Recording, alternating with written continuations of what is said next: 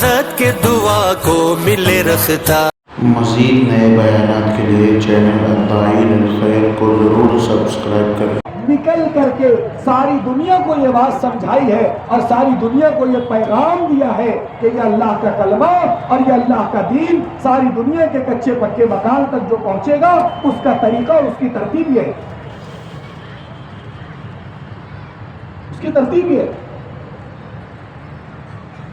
جیسے جیسے علاقوں کے اندر سفر ہوا ہے اور جیسے جیسے صحابہ کے قافلے گزرے ہیں، اللہ انسانیت کو گمراہی سے ہدایت کی طرف پھیرتے چلے گئے۔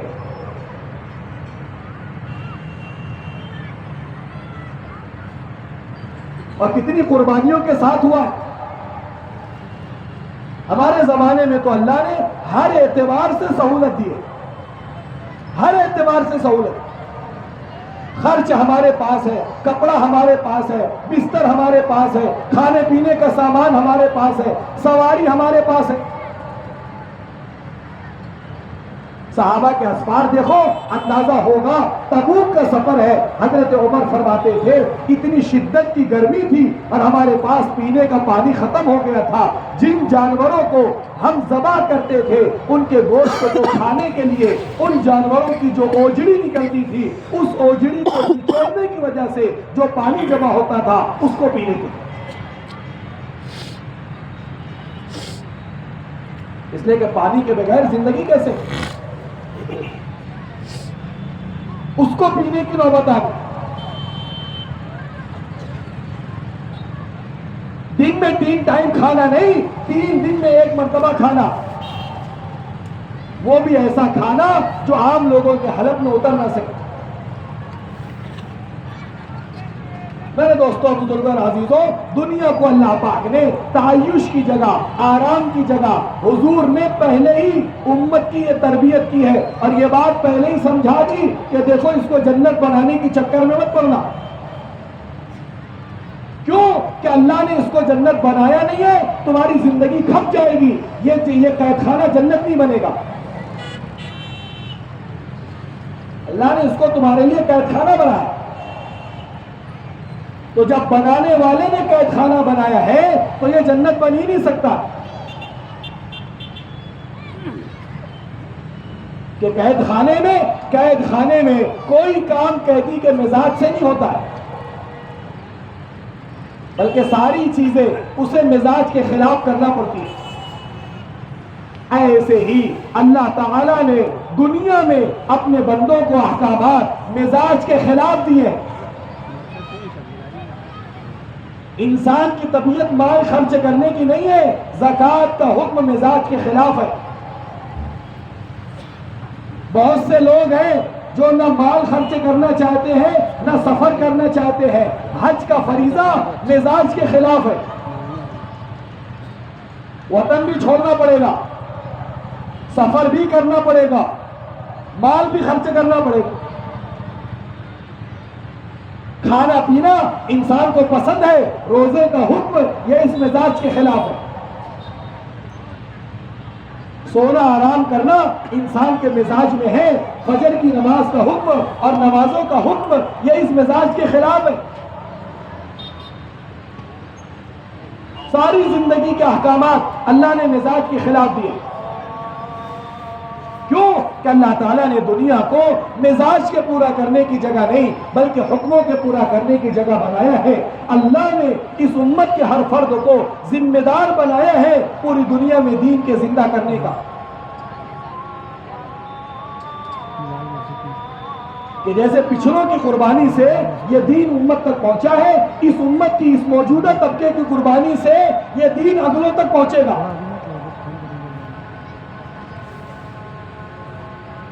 ایک چھوٹا سا کارخانہ بغیر قربانی کے وجود میں نہیں آتا، ایک چھوٹا سا گھر بغیر قربانی کے نہیں بنتا ہے، ایک چھوٹی سی دکان بغیر قربانی کے وجود میں نہیں آتی ہے۔ پوری امت پوری حقیقت کے ساتھ 100% دین پر آ جائے، اس کے لیے کوئی قربانی نہ لگے۔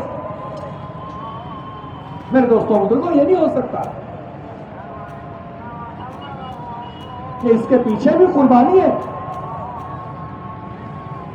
اس کے پیچھے بھی جان اور مال اور جذبات کی قربانی ہے۔ اللہ اللہ نے مجھے استعداد دی ہے، اللہ نے مجھے صلاحیت دی ہے، اللہ نے مجھے طاقت دی ہے، اللہ نے مجھے جان اور مال دیا ہے، یہ نعمت اور یہ صلاحیت اللہ کے دین پر اب تک کتنی استعمال ہوئی؟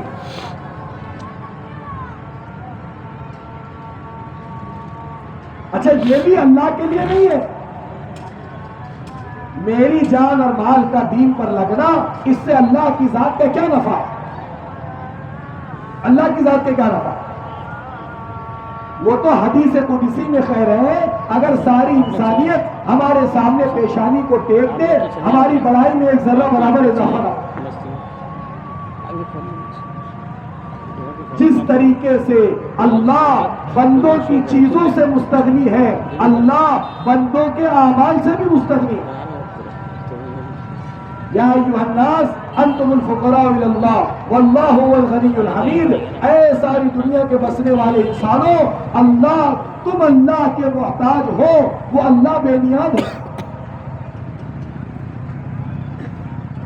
میری جان اور مال سے اللہ کی ذات کا کیا نفع؟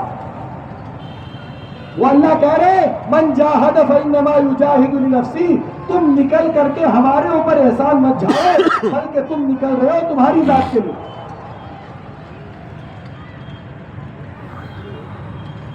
اللہ کی ذات کا نفع اور نہ اللہ کا دین میری اپنی جان اور مال کا محتاج ہے۔ میرے دوستوں بزرگوں، یہ تو میرے لیے سعادت کی بات ہے، یہ تو میرے لیے خوش قسمتی کی بات ہے، یہ تو میرے لیے میرے دوستوں بزرگوں فخر کی بات ہے کہ وہ اللہ جو اپنی قدرت سے ساری دنیا میں ہدایت کو زندہ کرنے پر قادر ہے، اگر وہ اللہ ہدایت کے زندہ کرنے میں اور ہدایت کے دنیا میں عام کرنے میں مجھ جیسے کا جان اور مال استعمال کر لے رہے ہیں، یہ میرے لیے سعادت کی بات ہے۔ اس لیے صحابہ جان اور مال کے لگ جانے کو اپنی خوش قسمتی اور سعادت سمجھتے تھے، سعادت سمجھتے تھے۔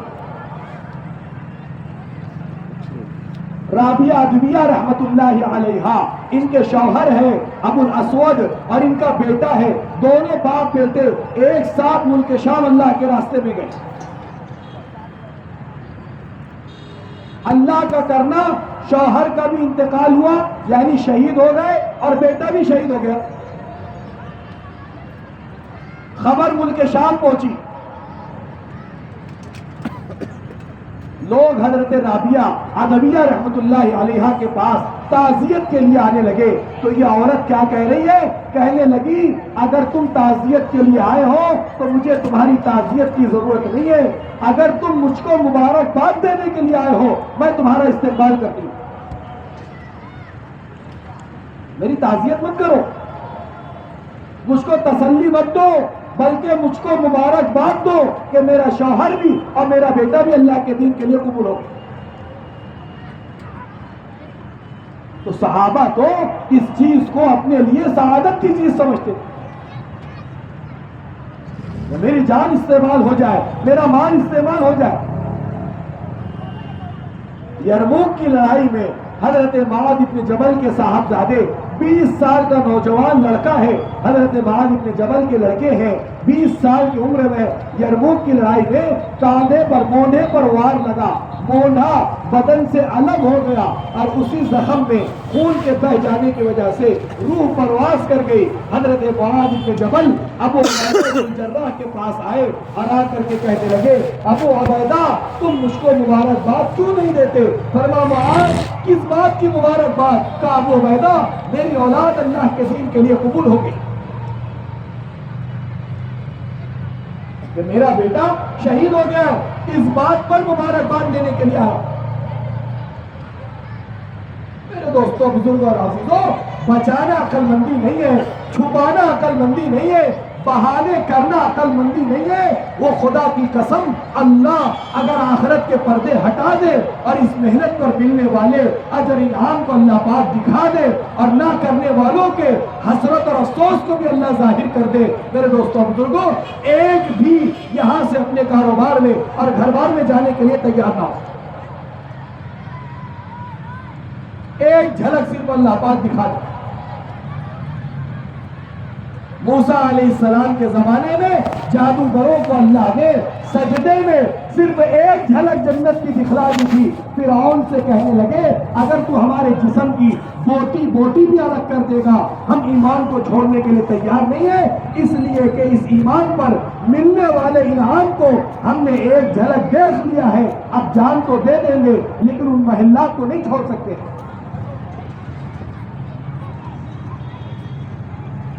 حضرت آسیہ فرعون کی بیوی ہے، ایک ہاتھ میں لوہے کا کیل گاڑا جاتا تھا، پیر میں لوہے کا کیل گاڑا جاتا تھا، معمولی تکلیف نہیں ہے.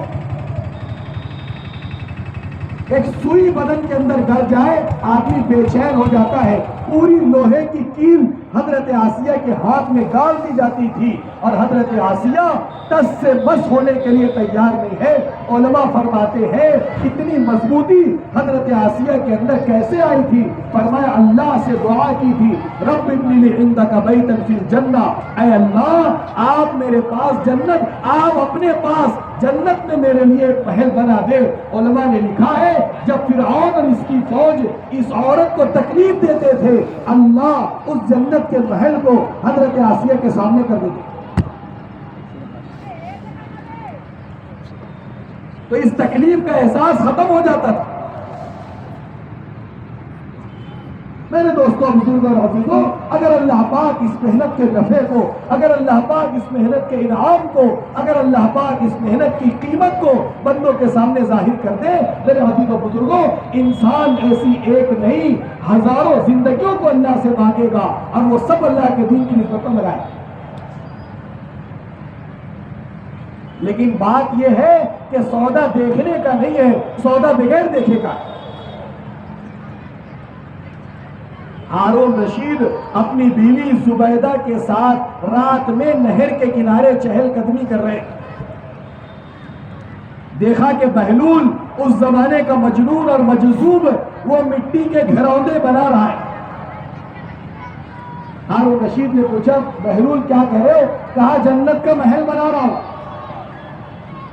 ہارون رشید ہنسنے لگے کہ بچے اس کو واقعی مجنون اور دیوانہ کہتے ہیں، اس کی باتیں ہی دیوانے بن کی. کہاں جنت کا سونے چاندی کا محل اور یہ اس کے مٹی کے گھروندے. آگے بڑھ گئے. بیوی کچھ فاصلے سے تھی، وہ آئی، فرمایا بہلول کیا بنا رہے ہو؟ کہا جنت کا محل بنا رہا ہوں. کہا اچھا مجھ سے فروخت کرو گے؟ کہا بیچ دوں گا. کہ کتنے میں؟ کہ 1 درہم. 1 درہم میں جنت کے محل کا سودا ہو گیا. لکھا ہے کتابوں میں رات میں ہارون رشید اپنے بستر پر سوئے ہیں، آنکھ لگ گئی، خواب میں جنت نظر آئی اور انتہائی خوبصورت محل نظر آیا. یہ اندر جانے لگے، کسی نے دروازے پر روک دیا. کہا محل تمہارا نہیں زبیدہ کا ہے. کہا کس عمل کی بنیاد پر ملا ہے؟ کہا کوئی عمل نہیں، یہ رات کے سودے پر ملا. ہارون رشید کی آنکھ کھلی تو محل کی خوبصورتی کی وجہ سے پورا دن بے چینی میں گزرا کہ شام کو میں پھر نکلوں گا اور بہلول سے میں بھی اپنے لیے ایک محل کا سودا کروں. اللہ کا کہنا یہ ہے کہ اسی راستے سے گزرے، دیکھا کہ بہلول جو ہے وہ بیٹھے ہوئے ہیں اور اسی عمل میں جو گزشتہ کل تھا مشغول ہے. ہارون رشید نے کہا کیا کر رہے ہو؟ کہا جنت کا محل بنا رہا ہوں. کہا بیچو گے؟ کہا بیچوں گا. کہا کتنے میں فروخت کرو گے؟ کہا 1 لاکھ. ہارون رشید تعجب میں پڑ گئے. 24 گھنٹے میں قیمت 1 لاکھ گنا بڑھ گئی. 1 درہم والا محل 1 لاکھ کا ہو گیا. پوچھے کہ بہلول کیا بات ہے؟ بہلول نے کہا ہارون وہ سودا بغیر دیکھے تھا اور یہ دیکھنے کے بعد کا. تمہاری بیوی نے محل دیکھا نہیں تھا، اس نے میری بات پر یقین کیا تھا. تم چونکہ رات میں دیکھ چکے ہو اس لیے دونوں کی قیمت برابر نہیں ہو سکتی. میرے دوستوں بزرگ عزیزوں، یہ تو یقینی بات ہے. اللہ ایک سبحان اللہ کا بھی بھاؤ آخرت میں بندوں کے سامنے ظاہر کریں گے. فَمَن يَعْمَلْ مِثْقَالَ ذَرَّةٍ خَيْرًا يَرَهُ. تمہارا عمل اس ذرے سے زیادہ باریک کیوں نہ ہو، جس کو تمہاری نگاہیں نہیں دیکھ پاتی ہے لیکن اب آخرت میں تمہاری نگاہوں کے سامنے کر دیں گے. اللہ ہر عمل کو بندوں کے سامنے ظاہر کریں گے. علماء فرماتے ہیں اگر محنت پر ملنے والا اجر انعام اللہ آخرت میں ظاہر کریں گے, یہ اپنے ہاتھوں کو چبا جائے گا, اسے احساس نہیں ہوگا, حسرت اور افسوس کا عالم یہ ہوگا. اسی لیے اللہ نے قرآن پاک میں قیامت کا نام یوم الحسرت ذکر کیا ہے. وَأَنذِرْهُمْ يَوْمَ الْحَسْرَةِ إِذْ قُضِيَ الْأَمْرُ. نبی جی آپ ان کو حسرت کے دن سے ڈرائیے. علماء فرماتے ہیں قیامت کو حسرت کا دن کیوں کہا گیا؟ کہا اسی وجہ سے کہا گیا کہ وہاں ہر انسان کو, عمل کرنے والے کو بھی اپنے عمل پر حسرت ہوگی کہ اور زیادہ کر لیتے تو اللہ کے یہاں اور زیادہ انعام ملتا. میرے دوستوں, بزرگوں اور عزیزوں, چھوٹی سی زندگی, مختصر سی زندگی, عارضی زندگی, فانی زندگی, پتہ نہیں 60-70 سال بھی ہے یا نہیں ہے, اللہ بہتر جانتے ہیں. اس مختصر سی زندگی کا مختصر سا وقت مانگا جاتا ہے, ہم آرام وہ دینے کے لیے بھی تیار. سونے چاندی کی جنت ہر ایک کو چاہیے, دنیا سے 10 گنا بڑی جنت ہر ایک کو چاہیے, حوریں, وہاں کے محلات, وہاں کے خادم, وہاں کی چیزیں ہر ایک چاہتا ہے. اللہ کے نبی فرما رہے الا ان سلعۃ اللہ غالیہ, کان کھول کر کے سن لو, یہ نعمتیں اتنی سستی نہیں ہے, یہ سودا اتنا ہلکا نہیں ہے. ایک چھوٹا سا زمین کا ٹکڑا لینے میں انسان کو برسوں کی محنت اور سرمایہ داؤ پر لگ جاتا ہے. 10 سال میں لیا ہوں 12x25, 10 سال کی محنت میں. تو وہ جنت جو دنیا سے 10 گنا بڑی ہے, جس کا ایک ایک محل 70,000 کمروں پر, اور کمرے کا ہر دروازہ 70,000 دروازوں پر, اور ہر دروازے پر 70,000 فرشتے ہو. میرے دوستوں بزرگوں, یہ نعمتیں اتنی آسانی کے ساتھ مل جائیں. اگر مل گئی ہوتی, بلکہ جن کو مل چکی تھی ان کی زندگی آپ اٹھا کر کے دیکھ لو. اللہ کے نبی کہہ رہے ابو بکر فی الجنہ, عمر فی الجنہ, عثمان فی الجنہ. ابو بکر جنتی ہے, عمر جنتی ہے, عثمان جنتی ہے, علی جنتی ہے, طلحہ جنتی ہے, عبید جنتی ہے, ابو عبیدہ جنتی ہے, عبد الرحمن بن عوف جنتی ہے, سعید جنتی ہے, زید جنتی ہے. امام الانبیاء جن کی بات کہا کہ اللہ کی بات ہے, جن کی زبان سے جھوٹ کے نکلنے کا تصور بھی نہیں ہو سکتا, وہ یقینی طور پر ان حضرات کا نام لے کر کے ان کے جنتی ہونے کی بشارت دے. بلکہ اللہ کے نبی نے فرمایا میں اپنی امت کے ایک شخص کو جانتا ہوں, جب یہ جنت کے قریب پہنچے گا جنت کے 8 دروازے اپنے لیے سعادت سمجھیں گے کہ یہ شخص میرے اندر سے داخل ہو جائے. صحابہ نے پوچھا اللہ کے نبی یہ خوش قسمت انسان کون ہے؟ فرمایا کہ میرا ساتھی ابو بکر ہے. جنت کے 8 دروازے آواز دے رہے کہ ابو بکر ہمارے اندر سے داخل ہو. اور یہ ابو بکر کی زندگی. میرے دوستوں بزرگوں اور عزیزوں, انسان اپنے گھر سے نکلتا ہے, گھر والوں کے لیے سارا انتظامات کر کے جاتا ہے. ایک دن کا سفر کیوں نہ ہو, بیوی بچوں کے کھانے خرچے کا انتظام کر کے جاتا ہے, کچھ پیسہ ان کے پاس چھوڑ کر کے جاتا ہے. یہ ابو بکر صدیق ہے جو ہمیشہ کے لیے مکہ چھوڑ کر کے ہجرت کر کے امام الانبیاء کے ساتھ جا رہے ہیں, اپنے بوڑھے باپ کے لیے, اپنی جوان بچیوں کے لیے. گھر میں کچھ بھی نہیں چھوڑا.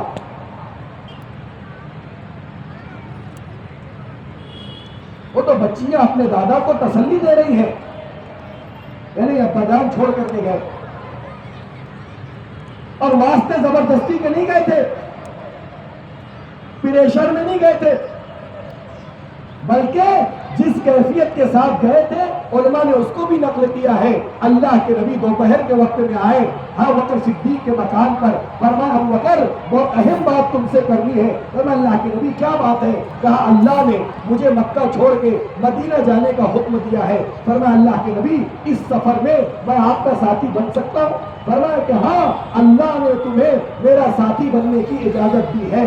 اس جملے کو سن کر کے اور اس اجازت کو سن کر کے، حالانکہ ہمیشہ ہمیش کے لیے جانا ہے، بوڑھے باپ کو چھوڑنا ہے، اپنی جوان بچیوں کو چھوڑنا ہے، اپنی بیوی کو چھوڑنا ہے، لیکن اس اجازت کے ملنے پر اتنا خوش ہوئے تھے کہ حضرت عائشہ فرماتی تھی میں نے زندگی میں پہلی مرتبہ کسی شخص کو خوشی میں روتے ہوئے دیکھا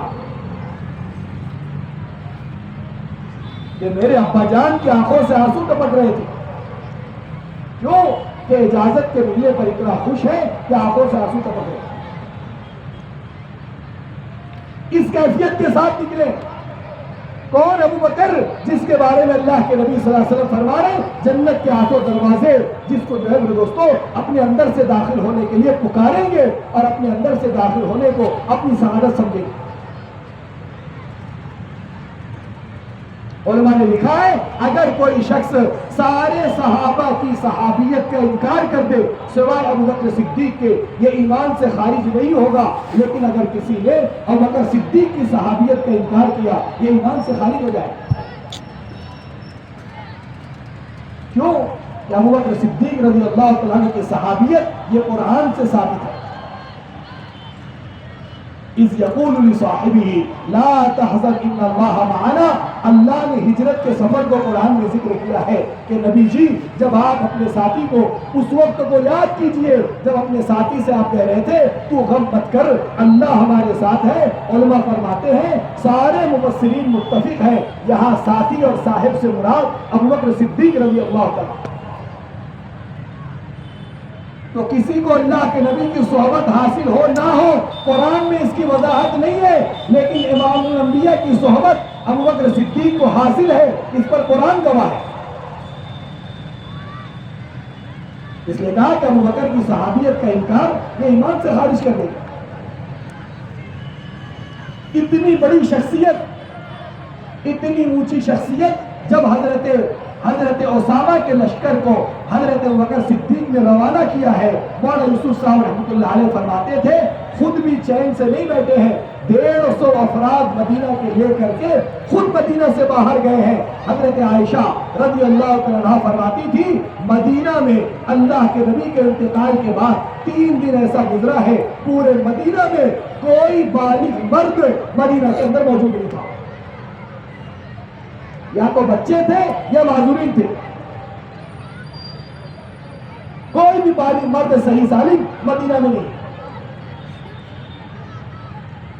یہ وہ ہستیاں ہیں جن کو اللہ کے نبی صلی اللہ علیہ وسلم نے دنیا میں جنتی ہونے کی بشارت دی ہے۔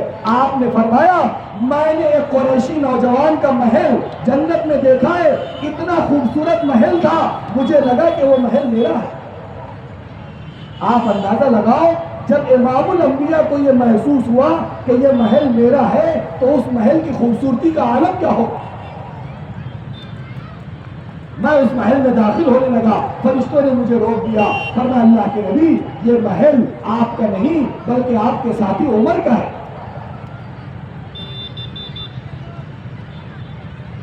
وہ حضرت عمر رضی اللہ تعالیٰ عنہ جن کا محل امام الانبیاء جنت میں دیکھ کر کے آئے ہیں اور جس کی خوبصورتی کی وجہ سے حضور کو یہ یقین ہوا کہ یہ محل میرا ہے، وہ حضرت عمر فرماتے تھے خدا کی قسم اگر اللہ کے دین کی نسبت پر دنیا میں پیدل چلنے کی نعمت نہ ہوتی حضرت عمر دنیا میں رہنے کو پسند نہیں کرتے، زمین کے اوپر کی بجائے زمین کے اندر جانا پسند کرتے کہ اس چیز کو نعمت سمجھتے تھے، بلکہ اپنی زندگی کا محبوب ترین عمل بتایا حضرت عمر رضی اللہ تعالیٰ عنہ نے اللہ کے دین کی نسبت پر پیدل چلنے۔ جتنے صحابہ ہیں آپ ان کے حالات ان کی زندگیاں اٹھا کر کے دیکھ لیں میرے دوستوں بزرگوں اور عزیزوں، یہ ملے گا آپ کو کہ دین قربانی چاہتا ہے، قربانی چاہتا ہے۔ حضور پاک صلی اللہ علیہ وسلم کی، آپ کے گھرانے کی، آپ کی بیٹیوں کی، آپ کے داماد کی، آپ کے نوازوں کی، آپ کے بچوں کی قربانیاں، کسی کی بھی زندگی آپ اٹھا لیں، کسی کی بھی زندگی، کسی کی بھی تاریخ آپ اٹھا کر کے دیکھیں۔ اس لیے میرے دوستوں، بزرگ اور عزیزوں، کب تک ہمارا اپنا بھی، کب تک ہماری مشغولی اپنی دکان مکان، اپنے کاروبار، اپنے بیوی بچوں تک محدود رہے گی؟ آپ غور تو کرو، پچھلے سنیچر سے لے کر کے اس سنیچر تک میں کاروبار میں گیا ہوں، گھر بیوی بچوں میں آیا ہوں، دوست و احباب میں گیا ہوں، اس کے علاوہ میرا ہفتہ کہاں گزرا؟ کتنا وقت ہفتے میں اللہ کے دین کی نسبت پر فارغ ہوا؟ کتنا وقت میرا اپنا مسجد کے اعمال کے لیے فارغ ہوا؟ کتنا میرا اپنا جان اور مال دین اور دین کی محنت کے لیے فارغ ہوا؟ آپ غور کرو، آپ جائزہ لو۔ اگر دنیا ہی مقصد ہے، اگر دنیا ہی سب کچھ ہے، اگر فیملی اور کاروبار ہی سب کچھ ہے، میرے دوستوں بزرگوں، پھر اس مقصد کے ساتھ دنیا میں انسان بھی، جانور بھی زندگی گزار رہے، اور ایمان والے بھی، غیر ایمان والے بھی زندگی گزار رہے۔ کاروبار کی فکر لے کے سونا، کاروبار کی فکر لے کر کے اٹھنا، بیوی بچوں کے غم کے ساتھ سونا، بیوی بچوں کی فکر کے ساتھ اٹھنا، 24 گھنٹے اسی کے ساتھ گزار دینا، میرے دوستوں بزرگوں، اس امت کی شان یہ نہیں۔ صحابہ اگر ان معمولات تک اپنے آپ کو محدود کر لیتے، میرے دوستوں بزرگوں، قسم کھا کر کے یہ بات کہی جا سکتی ہے، کسی نہ کسی درجے میں دین سرزمین عرب پر تو ہوتا، اس کے علاوہ دین کا کہیں وجود نہیں ہوتا۔ خود حضور نے فرمایا تھا کہ اے اللہ، اگر یہ مختصر سی جماعت آج بدر کے میدان میں شہید ہو جائے گی، دنیا میں آپ کا نام و نشان دینے والے ختم ہو جائے۔ اللہ کے نبی نے فرمایا، اگر یہ جماعت اسی سوچ کے ساتھ، اسی فکر کے ساتھ جو ہمارے زمانے میں ہماری ہے، اپنے علاقوں تک محدود ہو جاتی، میرے دوستوں بزرگوں، دنیا میں دین اور اسلام کے پھیلنے کا کوئی راستہ نہیں۔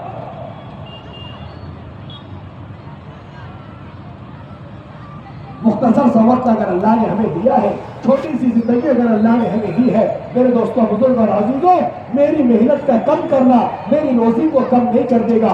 خدا کی قسم، ملک الموت روح کے نکالنے کے بعد یہ کہتے ہیں، ہم نے اس بندے کا رزق ختم نہیں کیا، ہم نے اس بندے کا دانا پانی کم نہیں کیا، یہ اپنے مقدر کا رزق کھا چکا تھا، اس کا دنیا سے جانا طے ہو چکا تھا۔ میرا ایمان ہے، میرے مقدر کا رزق جب تک میں کھا نہیں لوں گا، دنیا کی کوئی طاقت مجھ کو مار نہیں سکتی۔ میری محنت کا بڑھا دینا میری روزی کو بڑھا دے گا، میرا دھوکہ ہے۔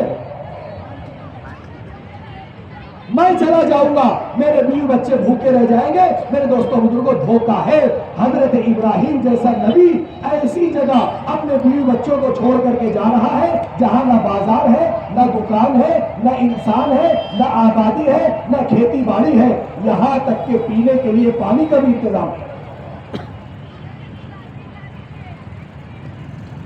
جو اللہ ایسی وادی غیر ذی زرع میں ان بچوں اور اس ماں کو اور ان فیملی کو ضائع نہیں کر سکتے ہیں، وہ اللہ میری فیملی کو ساری آبادی میں رہتے ہوئے، ساری سہولتوں میں رہتے ہوئے، سارے انتظامات میں رہتے ہوئے، ساری اسباب میں رہتے ہوئے کیسے ضائع کر دے؟ وہاں تو کچھ بھی نہیں ہے۔ حضرت حاجرہ بار بار کہہ رہی ہے، ابراہیم کہاں چھوڑ کر کے جا رہے؟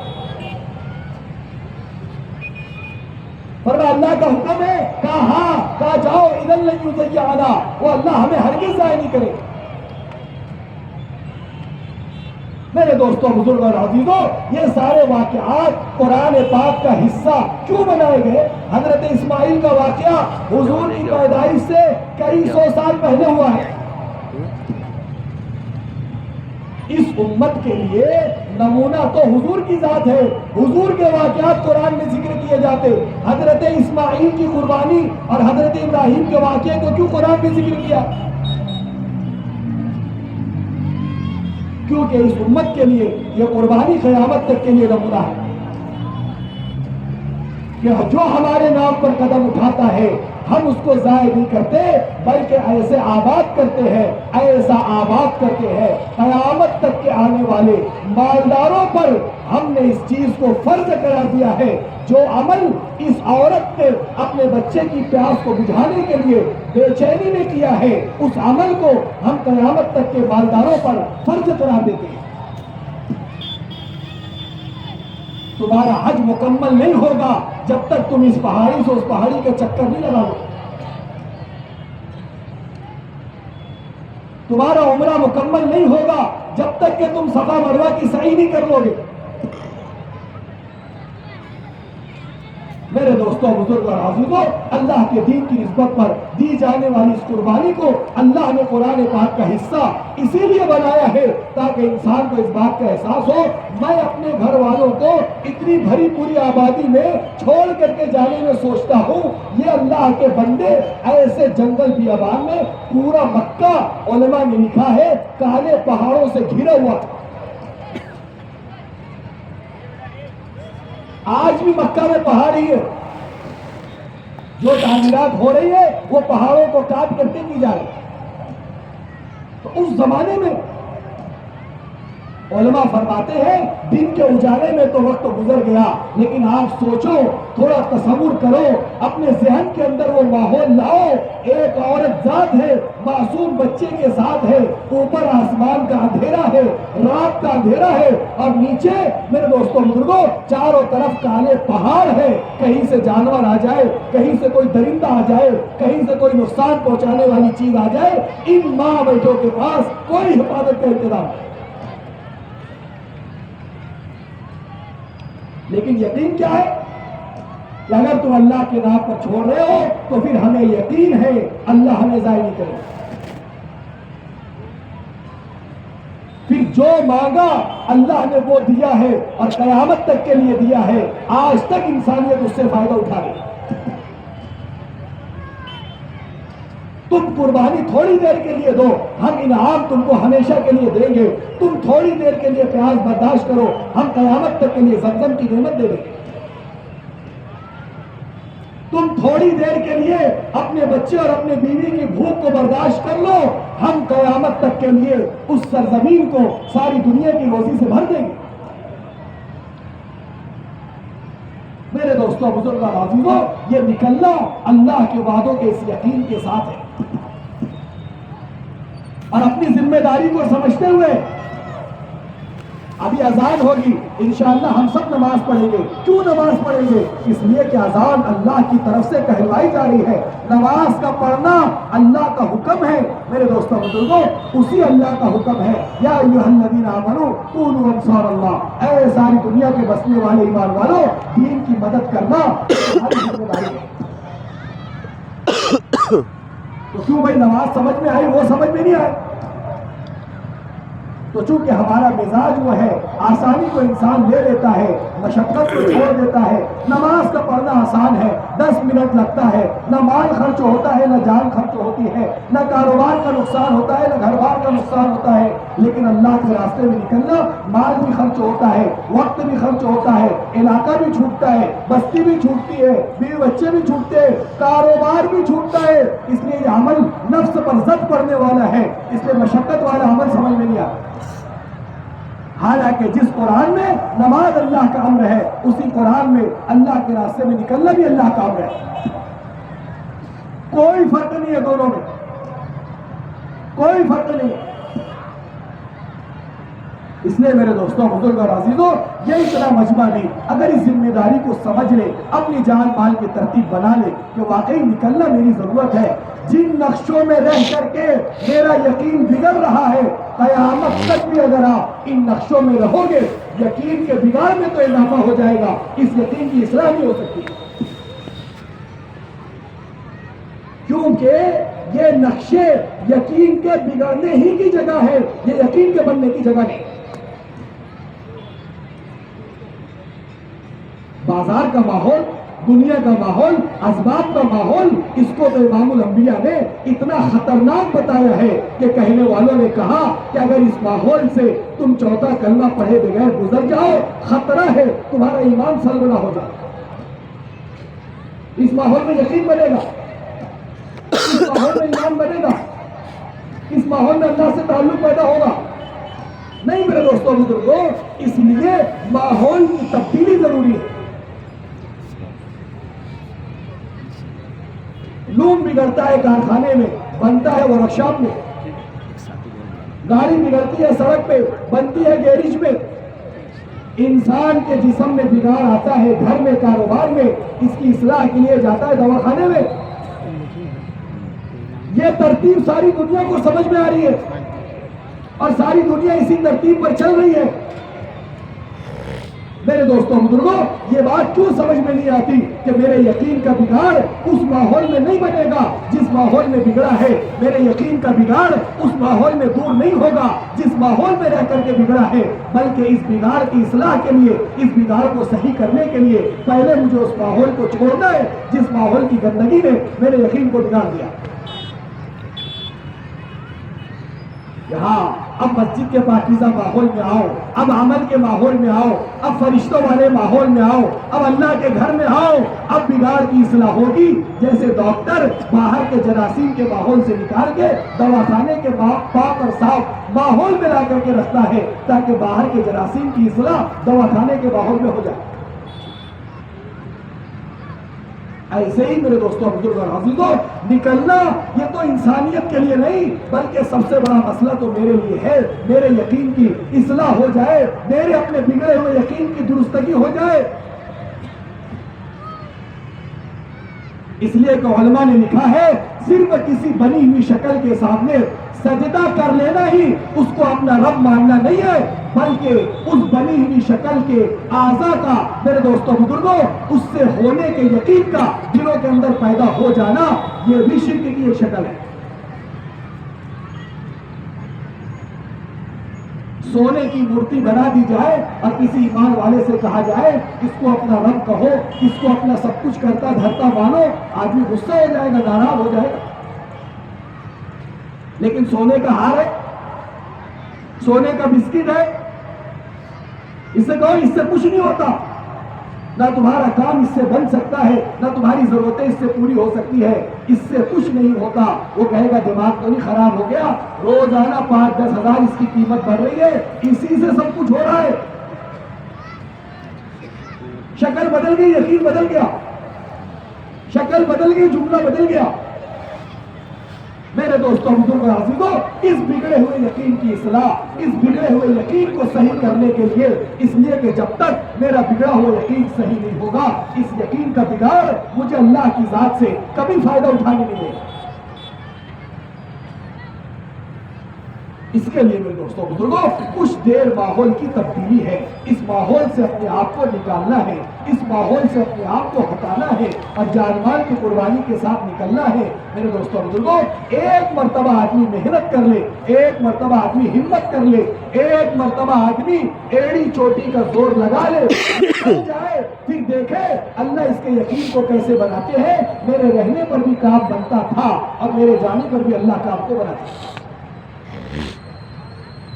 میں رہوں گا تو بھی گھر والوں کا رمضان گزر جائے گا، میں نہیں رہوں گا تو گھر والے بھوکے نہیں مریں گے، پھر بھی ان کا رمضان عید گزر جائے گا۔ ارے کتنے ملکوں میں جانے والے ہیں، کئی سال ملکوں میں ہے، کما رہے ہیں، ان کے گھر والوں کا رمضان نہیں گزرتا، ان کی عید نہیں گزرتی، کئی سال سے گھر والوں سے دور ہے۔ میرے دوستوں بزرگوں، جب امت میں اتنی صلاحیت ہے یہ دنیا کی نسبت پر سال ہر سال کے لیے اپنے گھر، اپنے علاقے، اپنے ملک کو چھوڑ سکتی ہے، یہ اللہ کے دین کی نسبت پر اس صلاحیت کو کیوں نہیں استعمال کرتی؟ آج تک باہر ملک جانے والے نے مسئلہ نہیں پوچھا کہ مولوی صاحب 2 سال کے لیے جا رہا ہوں، بیوی بچوں کو چھوڑ کر کے، ماں باپ کو چھوڑ کر کے، بہن بھائیوں کو چھوڑ کر کے، کیا اتنا جانا شریعت میں جائز ہے؟ بیوی بچوں کو اتنا چھوڑنا جائز ہے؟ آج تک کسی نے مسئلہ نہیں پوچھا، نہ جانے والوں نے پوچھا، نہ پیچھے رہنے والوں نے پوچھا۔ لیکن میرے دوستوں بزرگوں، اللہ معاف فرمائے، یہ سارے ہیلے بہانے اور یہ سارے سوالات اور اعتراضات دین کی محنت کے لیے آتے ہیں۔ 4 مہینہ بچہ چھوٹا ہے، گھر کا اکیلا ہو، ماں باپ بوڑھے ہیں، میرے عزیزوں، یہی سارے مسائل مسائل تو باہر جانے کے لیے بھی ہوتے ہیں. کیسے ترتیب بن جاتی ہے, کیسے سارے مسائل حل ہو جاتے ہیں؟ بھئی باہر رہنے والوں کے بچے اسکول میں نہیں پڑھتے, کون پہنچاتا ہے, کون لاتا ہے ان کے گھر والے بیمار پڑتے ہیں تو کیا ان کا دوا علاج نہیں ہوتا, کون کرتا ہے؟ میرے عزیزوں بزرگوں, جب دنیا کی نسبت پر یہ ساری چیزیں کی جاتی ہے اور کوئی نظام ڈسٹرب نہیں ہوتا اور سارا نظام چلتے رہتا ہے, اللہ کے دین کی نسبت پر میرے دوستوں بزرگوں, اللہ یقین ہونا چاہیے کہ میری موجودگی سے زیادہ اچھا نظام اللہ میری غیر موجودگی میں چلائے, کیونکہ میں اللہ کے نام پہ نکلا ہوں. جب زندہ باد مردے باد کے نعرے پر انسان کو کچھ نہ کچھ مل جاتا ہے تو اللہ کے نعرے کے لگانے پر اللہ کیسے محروم کر دیں گے؟ آپ دیکھ لو, مشاہدہ ہے, مخلوق کا کام کرنے پر, مخلوق کی ورکری کرنے پر, مخلوق کی بولی لگانے پر مخلوق ضائع نہیں کرتے. آدمی کہتا ہے صرف میرا خرچہ نہیں ہے, میرے پیچھے میرے بھی بچے بھی ہیں, ان کا بھی خرچ پرایا جاتا ہے, اس کا بھی انتظام کیا جاتا ہے. میرے دوستوں بزرگوں عزیزوں, اللہ بار بار کہہ رہے ہیں قل ھذہ سبیلی, نبی جی آپ یہ کہہ دیجئے یہ کوئی معمولی راستہ نہیں ہے, یہ کوئی ہلکا راستہ نہیں ہے, یہ کوئی اتنا سستا راستہ نہیں ہے, یہ میرا راستہ ہے, میرا راستہ ہے. ادعو الی اللہ, بار بار قرآن پاک میں اللہ نے اس کی نسبت اپنی طرف کی. سبیل اللہ, سبیل اللہ, سبیل اللہ, اللہ کا راستہ, اللہ کا راستہ, تاکہ قدم اٹھانے والے کو یہ بات سمجھ میں آ جائے میں کسی مخلوق کے نام پر نہیں بلکہ اس خالق اور مالک کے نام پہ قدم اٹھا رہا ہوں جو سارے کاموں کو بنانے والا بھی ہے, بگاڑنے والا بھی, جس کے قبضے میں سارے مسائل کا حل ہے. اس لیے میرے دوستوں بزرگوں اور حافظوں, مسئلوں کو حل کرنے والے ہم نہیں ہیں. ہم کیا مسئلوں کو حل کریں؟ آدمی کی کیا حیثیت ہے؟ حضرت علی فرماتے تھے انسان اتنا مجبور ہے کہ جب تک ایک قدم اٹھا کر کے دوسرا قدم رکھ نہیں دیتا ہے یہ پہلے اٹھا نہیں سکتا.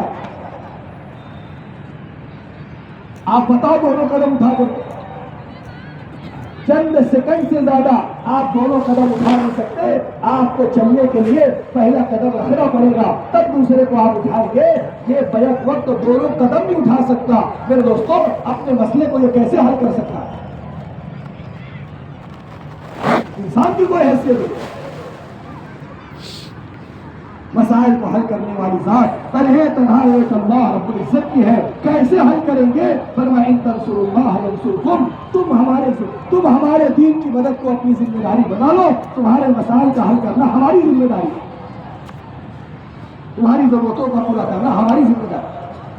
کہاں سے کریں گے, کیسے کریں گے, یہ میرے دوستوں بزرگوں اللہ بہتر جانتے ہیں. گمان کے خلاف کریں گے, عقل کے خلاف کریں گے. عقل کہہ رہی ہے کہ حضرت موسیٰ کو ڈنڈا فرعون کے سر پر مارنا تھا, لیکن اللہ عقل کے خلاف کہہ رہے ہیں کہ ڈنڈے کو سمندر پہ مارو.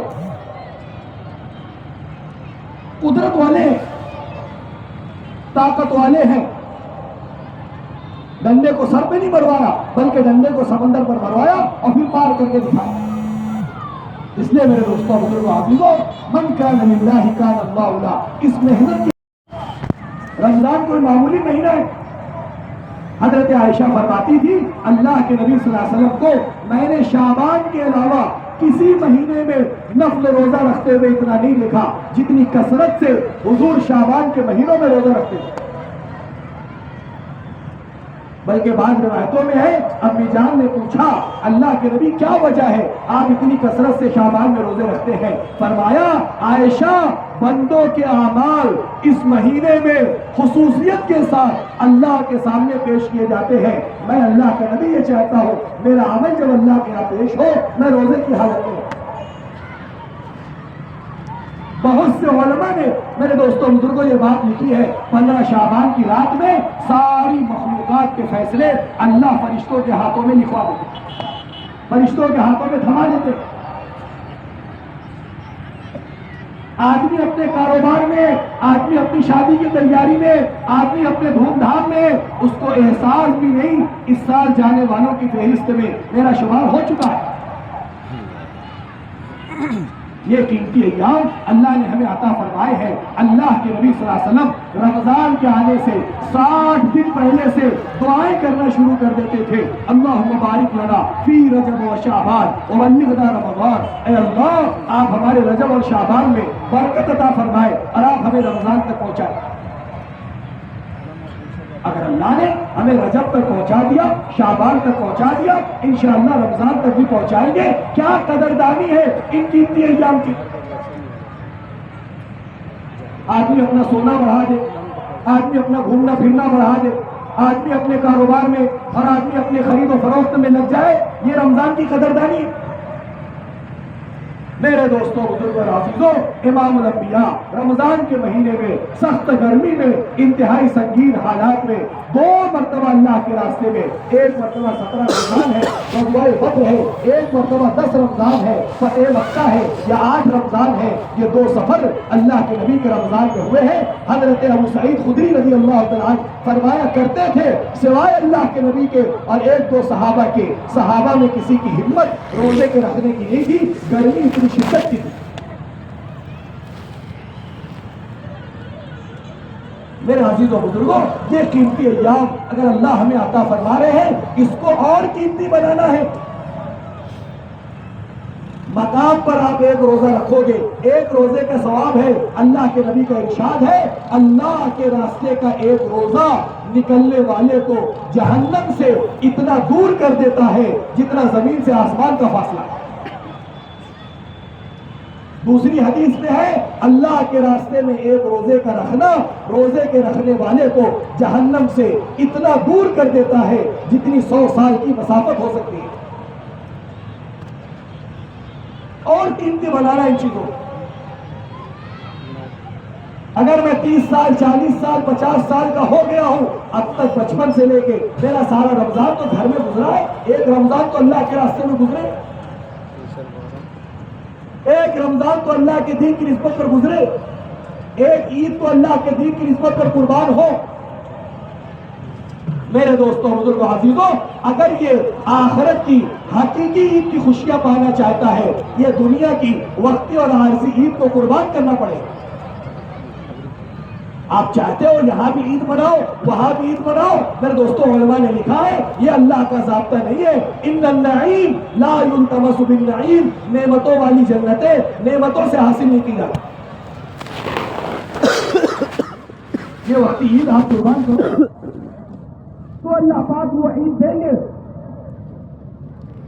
جو کبھی ختم ہونے والی نہیں، جو کبھی میرے دوستوں باسی ہونے والی نہیں۔ یہ تو 12 گھنٹے میں 13 گھنٹے میں عید کا دن گزر گیا، 2-4 دن کے بعد دھندا کاروبار شروع ہو گیا، یہ تو ختم ہو گیا۔ لیکن اگر یہی موقع اللہ کے دین کی نسبت پر قربان کیا جائے گا، یہی موقع اللہ کے دین کی نسبت پر گھر بار سے دور گزارا جائے گا، اللہ پاک اب وہ حقیقی عید کی خوشیاں عطا فرمائیں گے۔ تم نے وقتی طور پر اپنے گھر والوں کو عید کے موقع پر چھوڑا تھا، اللہ جنت میں وہ ہمیشہ ہمیشہ کا ساتھ عطا فرمائیں گے جس میں کبھی جدائی کا کوئی تصور نہیں ہوگا۔ والذین آمنوا واتبعتهم ذریتهم بایمان الحقنا بهم ذریتهم، اللہ قرآن میں کہہ رہے ہم ان کی ایمان والی اولادوں کو ان کو جنت میں آپس میں ملا دیں گے، ان کا ملاپ ہمیشہ ہمیشہ کا ہے۔ یہاں تو جدائی ہے۔ اس لیے میرے دوستوں بزرگوں، علماء نے لکھا ہے سال کے 12 مہینوں میں یہ ایام شعبان کے، رمضان کے، شوال کے، ذی القعدہ کے قیمتی مہینے ہیں۔ اس قیمتی مہینے کو اور قیمتی بنانے کے لیے اللہ کے راستے میں یہ وقت ہمارا اپنا لگ جائے تاکہ نعمتیں حاصل ہو جائیں۔ اس کے لیے اب ہمت ارادے کر کے بتائیں، پہلے تو نقد کے لیے ہوتا ہے کہ انشاءاللہ ہمارے اپنے جوڑ سے ہی اللہ کے راستے میں نکلیں گے۔ ہمت ارادے کر کے بتائیں، اپنے لابوں کا اظہار کریں۔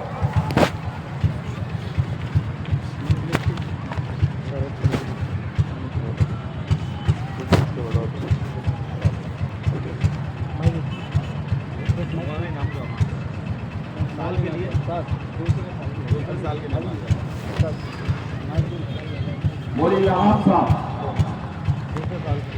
دوسرے سال کے لیے ماشاء اللہ. ارے سال بھر میں کتنے 4 مہینے رہتے ہیں؟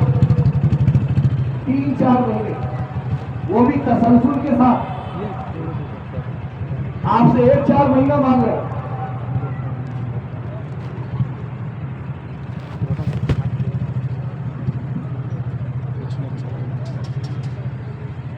بتائیے ماشاء اللہ. یہ الحمدللہ 17 جماعتیں, ان سب کے نام آ جانا چاہیے. مغرب کی نماز کے بعد اعلان بھی ہوا تھا کہ اللہ کے راستے میں جانے والا احباب جو ہے وہ تخت سے قریب ہو کر نماز پڑھے اور تخت سے قریب ہو کر بیان سنے تاکہ ان کا مسافہ بھی ہو جائے. یہ بتا دیں, جلدی سے نام بتا دینا. دیکھو کیا نام؟ عالم فیروز بھائی, عبدالرحمان ابن اور مسعود, 4 ماہ. اور بولو محمد ایوب, الطاف احمد, سیدہ الجن مسجد, عبد الجلیل بھائی پپو, سعدیہ خاتون مسجد, 4 ماہ کے لیے نا ماشاء اللہ. اور بتاؤ, اور بولو, کھڑے ہو. اپنے بازو بیٹھے ہوئے, اپنے پاس بیٹھے ہوئے ساتھیوں کی بھی تشکیل کریں, آپس کی باتیں نہ کریں, ان کو بھی اللہ کے راستے میں نکالنے پر ابھارے. بتا دیں, جلدی جلدی بتا دیں ماشاء اللہ. بولو اللہ. ہاں نذیر بھائی, عبدالرحمان ابن اور مسجد. اور بولو ماشاء اللہ. شکیل بھائی, عبدالرحمان ابن اور مسجد. وقار صاحب, مسجد علی.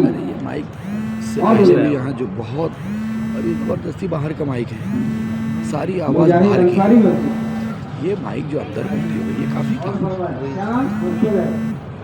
انصار احمد مسجد ابراہیم. انصار احمد مسجد ابراہیم سے. اور فرما دیں 4 مہینے کے لیے ہمت کریں. محمد رفیق, کیا نام ہے؟ مائک والے رفیق کہاں؟ بھائی ابوذر غفاری. رفیق بھائی ابوذر غفاری. کوئی مسجد باقی نہ بچے. پورے زون میں 84 مسجدیں ہیں. ہر مسجد سے ایک نام آ جائیں گے تو کتنے ہو جائیں گے؟ آج جماعت تو ایسی بن جائے گی, ایک مسجد سے ایک نام. ہم دوسرے سے پوچھیں, معلوم کریں.